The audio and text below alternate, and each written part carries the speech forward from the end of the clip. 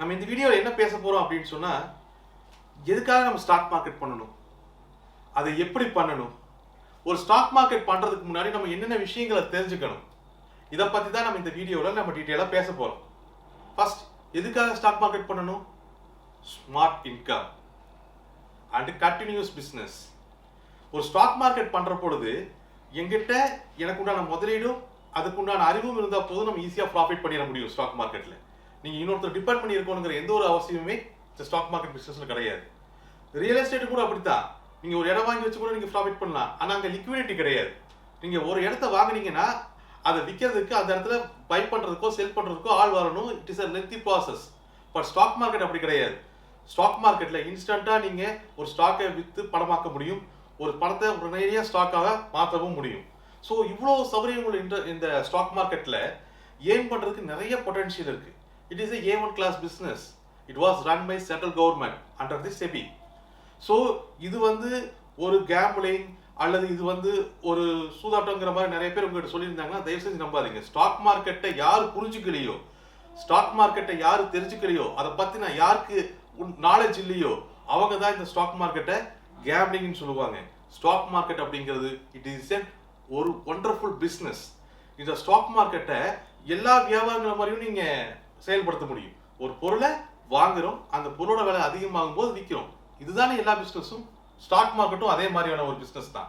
So stock மார்க்கெட்டில் உங்களுக்கு அடிப்படை அறிவும் ஸ்டாக் மார்க்கெட் பற்றின புரிதலும் இருந்ததுன்னா நீங்கள் ஈஸியாக ஸ்டாக் மார்க்கெட்டில் ஏர்ன் பண்ணிடலாம். சரி, அப்படி ஏர்ன் பண்ணணும்னா ஸ்டாக் மார்க்கெட்டில் என்னென்ன படிக்கணும், இதுதானே அடுத்த கேள்வி வரும். நிறைய விஷயங்கள் எல்லாம் கிடையாது. 5 டாபிக் நீங்கள் படிச்சீங்கன்னா போதும். இந்த ஸ்டாக் மார்க்கெட்டில் நீங்கள் ஈஸியாக ஏர்ன் பண்ண ஆரம்பிச்சிடலாம். என்ன டாபிக்ஸ்? First, basics. முதல்ல ஸ்டாக்னா என்னன்னு புரிஞ்சுக்கணும், ஸ்டாக் மார்க்கெட்னா என்னன்னு புரிஞ்சுக்கணும், அந்த ஸ்டாக்ஸ் எப்படி செயல்படுதுங்கிறத நம்ம புரிஞ்சுக்கணும். அது மட்டும் போதுமா? இந்த ஸ்டாக்ஸ் நம்ம எப்படி வாங்குறது, எப்படி விற்கிறது, டிமேட் அக்கௌண்ட்னா என்ன, ஆர்பிடேஜ் ஸ்பெகுலேஷன்ஸ்னா என்ன, டெரிவேட்டிவ் மார்க்கெட்னா என்ன, இந்த மாதிரியான அடிப்படை விஷயங்கள்லாம் இருக்கு இல்லையா? இதை பற்றியெல்லாம் படிக்கிறது தான் இந்த ஃபர்ஸ்ட் டாபிக், பேசிக்ஸ். ஒன்ஸ் நீங்கள் பேசிக்ஸ் தரவாயிட்டீங்கன்னாவே ஸ்டாக் மார்க்கெட் பற்றின அறிவு உங்களுக்கு ஃபுல்லாக புரிஞ்சிடும். சரி, பேசிக்ஸ் படிச்சதுக்கு அப்புறம் நம்ம அடுத்தது என்ன படிக்கணும் இந்த ஸ்டாக் மார்க்கெட்ல? ரெண்டாவது டாபிக் நீங்க படிக்க வேண்டிய ரெண்டாவது topic is fundamental analyse. Fundamental அனலைசிஸ்னா என்ன? இதை நம்ம புரிஞ்சுக்கிறதுக்கு ஒரு சின்ன எக்ஸாம்பிள் எடுத்துக்குவோமே. உதாரணத்துக்கு, நான் ஒரு இடம் வாங்க போறேன், ஒரு லேண்ட் பை பண்ண போறேன். அந்த லேண்டுக்கு போயிட்டு அந்த இடம் என்ன மாதிரியான பூமி, அதாவது அது செம்மண் பூமியா களிமண் பூமியா, அந்த இடத்துல வீடு கட்ட முடியுமா, வீடு கட்ட முடியாதா, விவசாயம் பண்ண முடியுமா, இந்த மாதிரியான விஷயங்களை அந்த இடத்துல நான் ஆராய்ச்சி பண்ணி பார்த்தேன் அப்படின்னு சொன்னா அதுக்கு பேர் தான் ஃபண்டமெண்டல் அனலைஸ். ஸோ ஒரு இடத்தோட தன்மையை நம்ம உணர்றோம் இல்லையா, இதுதான் ஃபண்டமெண்டல். அதே மாதிரி தான் ஒரு ஸ்டாக் மார்க்கெட்னு எடுத்துட்டோம் அப்படின்னு சொன்னா ஸ்டாக் மார்க்கெட்ல இந்த ஸ்டாக்கை பத்தி புரிஞ்சுக்கிறது, அந்த ஸ்டாக் இருக்கு இல்லையா அது ஏறுமா இறங்குமா அப்படிங்கிறத தெரிஞ்சுக்கிறது, இதெல்லாம் தான் நம்ம ஃபண்டமெண்டல் அனலைசிஸ்ல படிப்போம். ஒரு விஷயத்தை நம்ம இங்க உத்து நோக்கணும். எந்த ஒரு பொருளா இருந்தாலும் சரி, அதோட விலை ஒன்று ஏறணும், இல்லை அதோட விலை ஒன்று இறங்கணும், இல்லை அதோட விலை தொடர்ந்து அதே ரேஞ்சில் மூவ் ஆகிட்டே இருக்கணும். அதாவது பக்கவாட்டில் நகரணும் இல்லையா? இதே மாதிரி தான் ஸ்டாக் மார்க்கெட்டும் செயல்படும். ஒரு ஸ்டாக்குன்னு எடுத்துட்டீங்கன்னா அந்த ஸ்டாக்கோட விலை ஒன்று ஏறும், இல்லை இறங்கும், இல்லை சைட்வேஸ்ல அதாவது பக்கவாட்டில் மூவ் ஆகிட்டே இருக்கும். இந்த ஃபண்டமெண்டல் அனலைசிஸ்ல தான் நம்ம என்ன பண்ணுவோம்னா அந்த ஸ்டாக்கோட விலை ஏறுமா இறங்குமா இல்லை பக்கவாட்டிலேயே மூவ் ஆகுமா அப்படிங்கிறத அனலைஸ் பண்ணி தெரிஞ்சுக்குவோம். எதெல்லாம் அனலைஸ் பண்ணுவோம்? நம்ம ஸ்டாக்கோடைய டேட்டாக்கள் அனலைஸ் பண்ணுவோம், குளோபல் மார்க்கெட் கண்டிஷன்ஸ் அனலைஸ் பண்ணுவோம், அன்னைக்கு வந்திருக்கக்கூடிய நியூஸ்களை அனலைஸ் பண்ணுவோம்.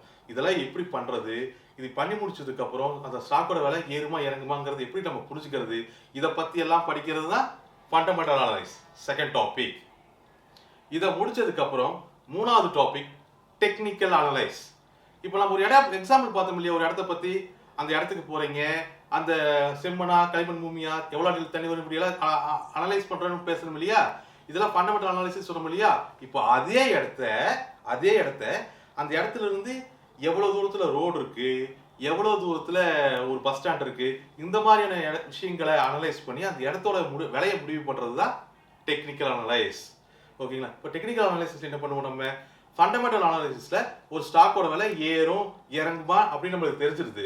இந்த டெக்னிக்கல் அனலைசிஸ்ல தான் ஒரு ஸ்டாக்கோட விலை ஏறுச்சுன்னா எது வரைக்கும் ஏறும், ஸ்டாக்கோட விலை இறங்குச்சுன்னா எது வரைக்கும் இறங்கும், நம்ம என்ன பிரைஸஸ்ல பை பண்ணணும், என்ன பிரைஸில் செல் பண்ணணும், இந்த entry exit price, target, stop loss, இந்த மாதிரியான ப்ரைஸஸ் எல்லாத்தையுமே கால்குலேட் பண்ணக்கூடியது தான் இந்த டெக்னிக்கல் அனலைஸ். எல்லா விஷயங்களையுமே நம்ம டெக்னிக்கல் அனாலிசிஸில் தான் நம்ம கண்டுபிடிப்போம்.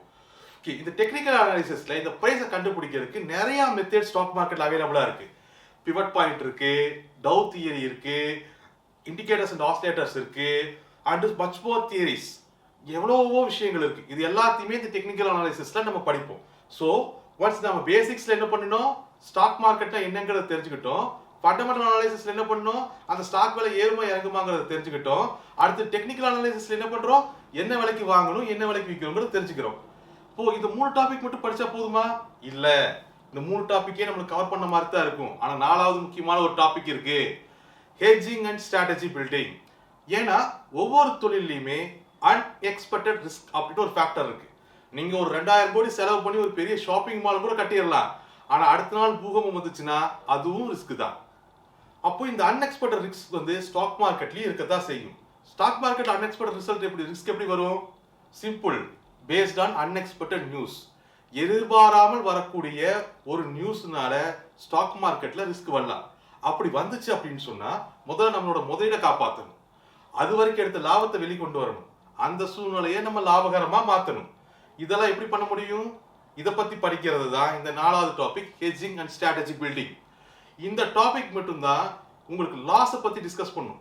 நீங்க ஸ்டாக் மார்க்கெட்ல தொடர்ந்து லாஸ் ஆகாம நீடித்து போறதுக்கு இந்த டாபிக் ரொம்பவுமே முக்கியமானது. This is hedging and strategy building. ஞாபகம் வச்சுக்கோங்க. 5வது டாபிக் நம்ம படிக்க போறது golden rules of trading. Golden rules of trading என்ன? ஒவ்வொரு பிசினஸுக்கும் ஒவ்வொரு அடிப்படை ரூல் இருக்கும். நான் மாட்டு சந்தை கூட வைக்கலாம். ஒரு மாட்டு பண்ணை வச்சுட்டேன்னா எனக்கு என்ன தெரியணும், எந்த நேரத்தில் அந்த மாட்டுக்கு தீனி போடணும், எந்த நேரத்தில் அந்த மாட்டுக்கு நான் தண்ணி வைக்கணும், இந்த மாதிரி அடிப்படை விஷயங்கள் ரூல்ஸ் தெரிஞ்சிருந்தா தான் நான் அதையும் கூட சக்சஸ்ஃபுல்லா ரன் பண்ண முடியும். அந்த மாதிரி ஒவ்வொரு பிசினஸையும் நீங்க சக்சஸ்ஃபுல்லா ரன் பண்றதுக்கு அதை பத்தின, அந்த பிசினஸ் பத்தின ரூல்ஸ், அது எப்படி செயல்படுத்துங்கிற விஷயம் தரவா இருக்கணும் இல்லையா? அதே மாதிரி தான் ஸ்டாக் மார்க்கெட்லயும் நீங்க சக்சஸ்ஃபுல்லா ரன் ஆகிறதுக்கு, இது உங்களோட கேரியரா மாத்திக்கிறதுக்கு, இது மூலியமா நீங்க நிறைய சம்பாதிக்கிறதுக்கு சில ரூல்ஸ்களை நீங்க ஃபாலோ பண்ணணும் ஸ்டாக் மார்க்கெட்ல. ஸோ அந்த ரூல்ஸஸ் எல்லாம் என்னென்ன, அது எப்படி ஃபாலோ பண்ணணுங்கிறத பத்தி படிக்கிறது தான் இந்த கோல்டன் ரூல்ஸ் ஆஃப் ட்ரேடிங். அப்போ இந்த 5 டாபிக், என்னென்ன 5 டாபிக் நம்ம படிக்கிறோம்? பேசிக்ஸ், ஸ்டாக் மார்க்கெட்டை பத்தி நம்ம தெரிஞ்சுக்கிறோம். 2வது ஃபண்டமெண்டல் அனலைஸ், அந்த ஸ்டாக்கோட விலை ஏறுமா இறங்குமான்னு தெரிஞ்சுக்கிறோம். 3வது டாபிக் டெக்னிக்கல் அனலைஸ், இறங்கக்கூடிய ஸ்டாக்ல என்ன விலையில வாங்கணும், என்ன விலையில விற்கணுங்கிறத பத்தி நம்ம தெரிஞ்சுக்கிறோம். 4வது எதிர்பாராம வரக்கூடிய நஷ்டத்தை எப்படி தடுக்கிறது, நஷ்டம் இல்லாமல் ஸ்டாக் மார்க்கெட்ல எப்படி ட்ரேட் பண்றது, இந்த விஷயங்கள்லாம் தெரிஞ்சுக்கிறோம். 5வது இந்த தொழிலை எப்படி நீண்ட காலம் உங்களோட கேரியரா பண்றதுங்கிறத கோல்டன் ரூல்ஸ் ஆஃப் ட்ரேடிங்ல தெரிஞ்சுக்கிறோம். இந்த 5 டாபிக் நீங்க படிச்சிட்டீங்கன்னா நீங்க ஸ்டாக் மார்க்கெட்ல யூ வில் பிகம் மாஸ்டர். நீங்க இதுல ஈஸியா ஏர்ன் பண்ண முடியும். நம்ம இந்த கோர்ஸ்ல இந்த 5 டாபிக் பத்தி தான் நம்ம படிக்க